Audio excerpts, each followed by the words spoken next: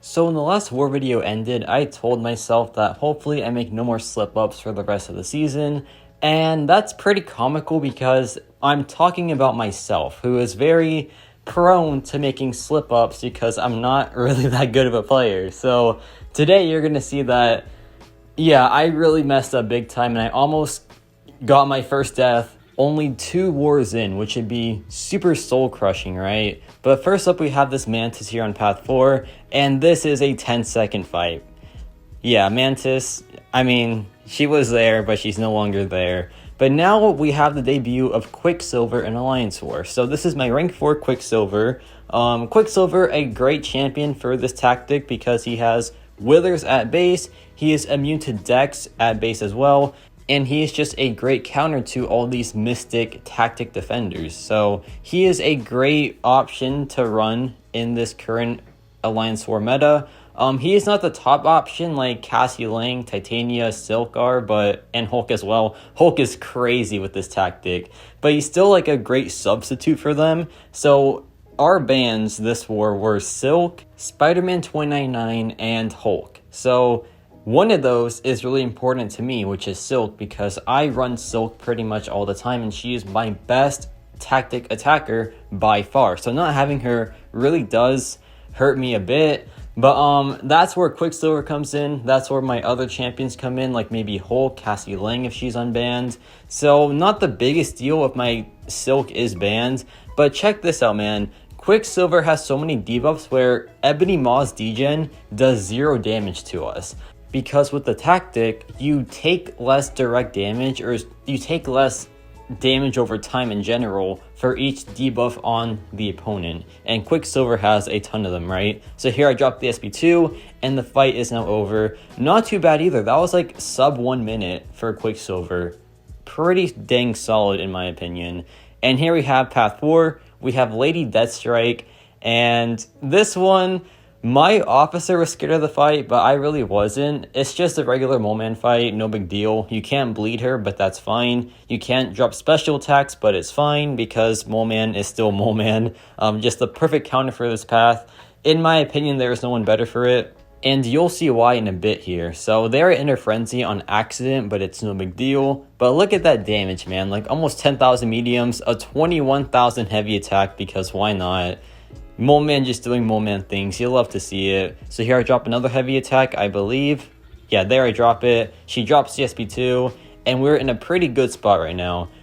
Here she goes unblockable, which is kind of annoying, but then check this out. She drops CSP1, and I'm a bit scared here because she is unblockable, right? But then I realize, wait a second, I'm playing Moleman, who can just block unblockable whenever he wants. So there goes that worry, and she is now down. So that was quite a fun fight, and not too bad in the slightest. And now we have this Clairvoyant with Quicksilver. So this is a steady build-up unblockable Clairvoyant, and Clairvoyant inflicts 3 debuffs on her SP1. So basically she is pretty much permanently unblockable for the entire fight, which is a grand time, right? So this matchup is really, really scary. It can go very south very fast. But I play pretty decent here. Like, I really surprised myself, and I play not too shabby. Here she drops it, and there's the permanent unblockable. So now what's the plan? The plan is to just not get hit and just try to play around the unblockable somehow, which I manage kind of well. I just go for intercepts, but with Quicksilver, it's very hard to intercept. For me, at least. I feel like his intercept is really clunky, but like I said, that probably is just a me issue, so I don't know really, but like I said, it probably is just me. We're doing pretty well though, at least. We're getting her down. We get the whiplashes built up pretty fast, and at this point I can just one-shot her with the SP2, so that is the plan. Just build the 2 bars of power, drop it, and hopefully just end the fight, which I do here after doing a medium light medium combo. And yeah, that ends the fight. Thankfully, no errors there. Just played pretty decently for once in my life.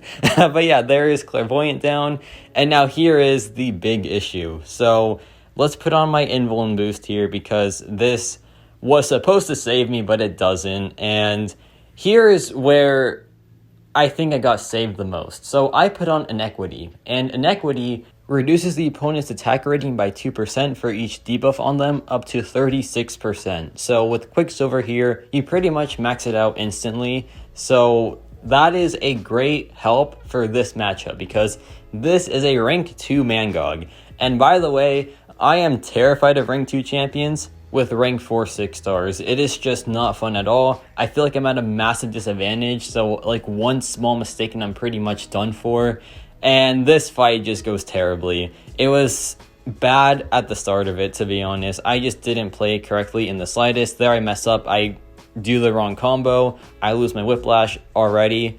Very fun time, and things are just not looking good in the slightest, man. I'm just already in a panic, but it gets worse. It gets 1,000 times worse, and I almost like lose my streak 2 wars in.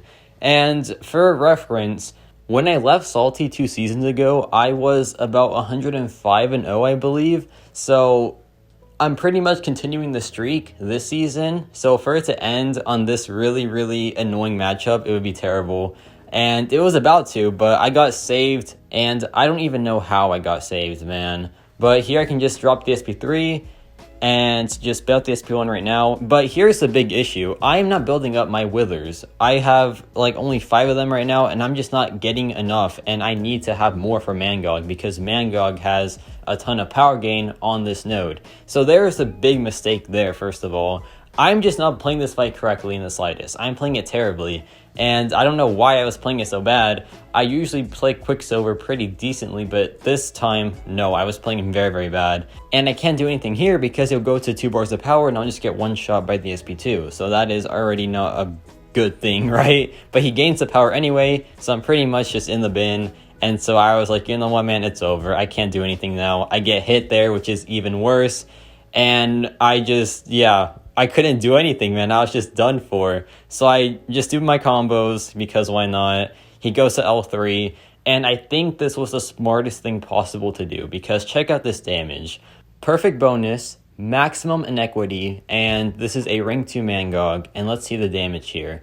It doesn't even get me down to below 30%.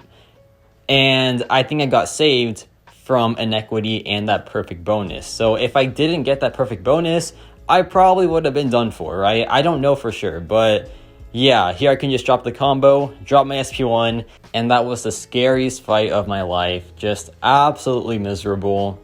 I never want to do it again. Unless my Quicksilver is rank 5. Once he's rank 5, I'll do it, but right now, no, I'm not doing this fight ever again. I cannot, man. This was too much of a heartache. But, yeah, a really rough end to the war. But a solo is a solo, right? Super embarrassing still. Like, a really bad fight on my end. Like, Quicksilver can take it with absolute ease for the most part, but I just played it beyond terribly. So, yeah, man, I'm gonna have to analyze what I did wrong there. And if I ever get the fight assigned again, which I hope I don't, but if I do, then I'll have to practice even harder for it. But yeah, let me know your thoughts on this war video. Mole Man still just being the funniest attacker because of his fight time. And yes, about it for me.